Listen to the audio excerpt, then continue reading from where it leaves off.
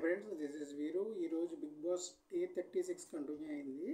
ఈరోజు ఏంటంటే కొత్తగా వచ్చిన వైల్డ్ కార్డ్ ఎంట్రీస్ అయిన రాయల్ క్లాన్ మెంబర్స్ పర్టికులర్గా కొందరిని టార్గెట్ చేశారేమో అని అనిపిస్తుంది.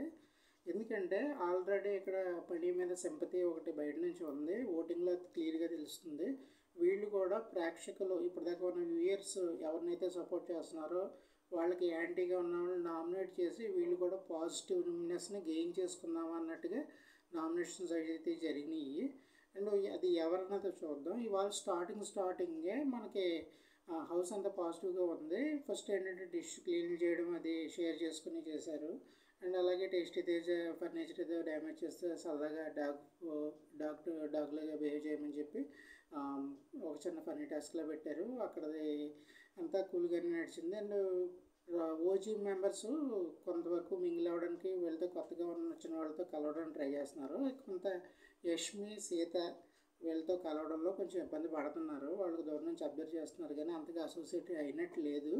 ఇప్పుడు వచ్చి నామినేషన్స్ అయితే స్టార్ట్ అయినాయి. ఈ వారం ఏంటంటే నామినేషన్స్ వచ్చి కేవలం వీళ్ళు ఎవరు రాయల్ క్లాన్ మెంబర్స్, పాత క్లాన్ మెంబర్స్ అయిన ఓజీ వాళ్ళు మాత్రమే చేయవలసి ఉంది ఈ వారం నామినేషన్స్.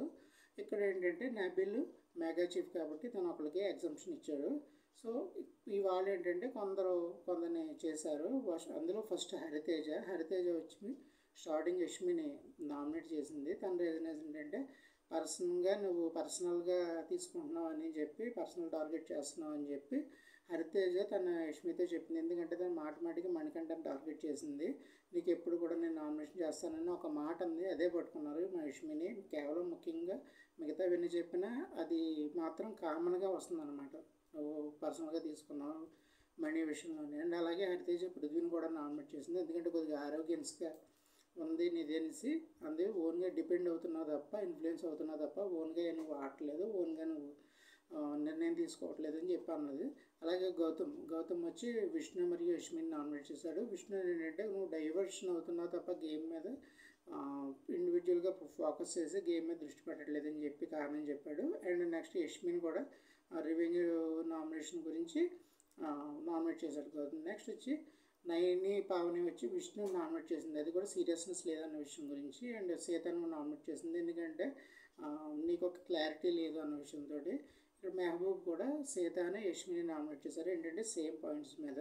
అలాగే టేస్టీ తేజ వచ్చి సీతని నామినేట్ చేశాడు ఫస్ట్ వచ్చి, ఎందుకంటే ఎమోషనల్గా ఉన్నావు, ఎలా క్లారిటీ లేదు, ముందు నువ్వు అన్ఫిట్ అని అనుకుంటానని చెప్పి తర్వాత మాట మార్చి మణిని చేసావు అని చెప్పేసి అన్నాడు. కానీ ఇక్కడ ఏంటంటే టేస్టీ తేజ మిగతా వాళ్ళు సీతతో పాటు ఇంకా మిగతా వాళ్ళు ఎవరన్నా నామినేట్ చేస్తాడేమో అని అనుకున్నాను, కానీ మణిని నామినేట్ చేశాడు. ఇక్కడ ఏంటంటే మణిని నామినేట్ చేయగానే పక్క నుంచి యష్మి చాలా హ్యాపీ ఫీల్ అయింది.